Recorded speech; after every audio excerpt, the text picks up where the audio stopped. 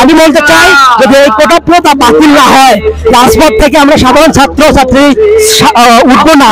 প্রয়োজনে আমরা এই রাজপথেই জীবন দেবো, কারণ আমাদের জীবন দিয়ে যদি দেশে আবার স্বাধীনতার মূল সুখ পায় তাহলে সেটাই হবে। আমরা চাই কোটা প্রথা বাতিল হোক এবং দ্রুত এর আমরা সমাধান চাবো। জন্য বসেছি, বাংলাদেশে বর্তমান যে এমন একটা অন্যায় তারা করতেছে যে সব সেক্টরে দুর্নীতি আর দুর্নীতি, আর সব থেকে বড় দুর্নীতিটা করতেছে মেধা। অর্থাৎ তারা হচ্ছে মেধাবীদের কবর দিয়েছে, মেধাবীদের কবর দিয়ে এই কোটা নামের এমন একটা পদ্ধতি এই পদ্ধতি চালু করার কারণে হাজারো মেধাবী তারা হচ্ছে পায়ের স্যান্ডেলের চামড়া ক্ষয় করতে এই কোটা পদ্ধতির মাধ্যমে বাংলাদেশের সকল সেক্টরে দিচ্ছে। এটা সব থেকে বড় দুঃখজনক যে বাংলাদেশ একটা স্বাধীন দেশ, এই স্বাধীন রাষ্ট্রে আমাদের 53-50 যুদ্ধের 50 বছর পর এসেও আজকে আমাদের হচ্ছে পরাধীন থাকতে হচ্ছে কোটা নামের একটা পদ্ধতির মাধ্যমে। আমরা কিন্তু সত্যি স্বাধীন আসল দেশে আমরা পাইনি, এতে আমরা পরাজিত। আমরা যতক্ষণ পর্যন্ত আমাদের ন্যায্য দাবি আদায় হবে না ততক্ষণ পর্যন্ত আমরা আমাদের সংগ্রাম চালিয়ে যাব, কারণ এটা আমাদের যুক্তিক এবং হচ্ছে সব থেকে এটা আমাদের ন্যায্য এবং আমাদের অধিকার। কোটা দিয়ে আমরা চাই না দেশটাকে পঙ্গু করতে, আমরা দেশটাকে পঙ্গু হাত থেকে বাঁচানোর জন্য আমরা রাজপথে নেমেছি। যতক্ষণ পর্যন্ত আমাদের ন্যায্য দাবি পূরণ হবে না ততক্ষণ পর্যন্ত আমরা রাজপথে থাকবো। প্রয়োজন আমরা আবারও রক্ত দেবো এবং হচ্ছে প্রয়োজনে মানে নিজের সবকিছু দিতে রাজি। আমি বলতে চাই যদি এই কোটা প্রথা বাতিল না হয়, রাজপথ থেকে আমরা সাধারণ ছাত্র ছাত্রী উঠবো না। প্রয়োজনে আমরা এই রাজপথেই জীবন দেবো, কারণ আমাদের জীবন দিয়ে যদি দেশে আবার স্বাধীনতার মূল সুখ পায় তাহলে সেটাই হবে। আমরা চাই কোটা প্রথা বাতিল হোক এবং দ্রুত এর আমরা সমাধান চাবো।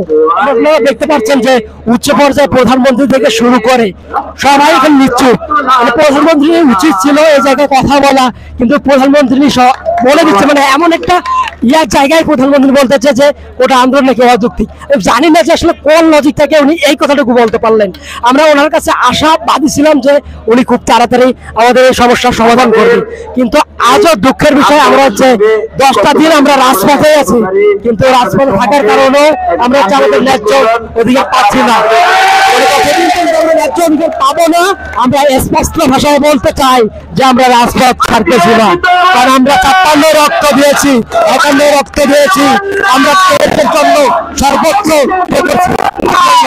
দেখতে পারবেন যে 1971 সালে যে যুদ্ধ, সেই যুদ্ধে সর্বোচ্চ ভূমিকা এই ছাত্রদের।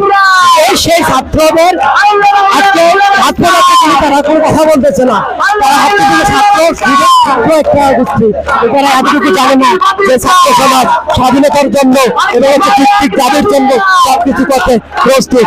আমরা স্পষ্ট ভাষায় বলতে চাচ্ছি এই যে লাখো লাখো ছাত্র ছাড়বে না, কোনো ছাত্রের রাজপথ ছাড়বে না, কারণ এটা আমাদের যুক্তিক দাবি। এই যুক্তিক দাবি আমাদের পূরণ না হওয়া পর্যন্ত আমরা ছাড়তেছি না। এটাই আমাদের চূড়ান্ত ডিসিশন এবং আমরা আমাদের আন্দোলন চালিয়ে যাব। আপনারা জানেন যে 2018 যখন আন্দোলনের সারা বাংলায় ছড়িয়ে পড়ে, তখন কিন্তু মাননীয় প্রধানমন্ত্রী যে রায় দিয়েছিলেন যে ছাত্রদের যে জনসমুখী এবং তাদের যে চাপ, সে চাপ সহ্য না করতে পেরে কিন্তু কোটা সংস্কার বলল প্রধানমন্ত্রী সংসদে গিয়ে বললেন যে এই কোঠায় আমি রাখবো না। ঠিক তারই 6 বছর পর 2024 সালে কিন্তু আপনারা দেখেছেন আদালত থেকে রায় দিয়েছে কোটা। আমরা এই যে সাধারণ ছাত্র যারা মেধার ভিত্তিতে চাকরি সুযোগ হয়, আমরা এই রায় মানি না। আমরা বলতে চাই যে শেষ পর্যন্ত ছাত্র সমাজের একদিন রক্ত থাকছে, এই কোটা বাতিলের বিরুদ্ধে আমরা লড়াই করে যাব ইনশাল্লাহ, এবং যৌক্তিক দাবিতে এবং মেধার ভিত্তিতে চাকরি হবে সেই দাবি না আদায় করা পর্যন্ত আমরা এই রাজপথে থাকবো ইনশাল্লাহ। হচ্ছে আমরা জগন্নাথ বিশ্ববিদ্যালয় থেকে শুরু করে সরকারি কলেজ, সরকারি কলেজ, আমরা আজকে এই কোটা প্রথা আন্দোলনে আমরা শরীক হয়েছি।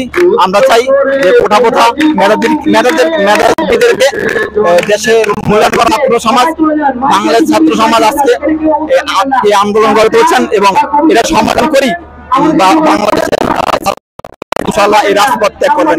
এর আগে ইনশাআল্লাহ রাজপথ ত্যাগ করবেন না। সবাই মাইকে নিতে সবাই চলে যান, মাইকে নিতে সবাই চলে যান।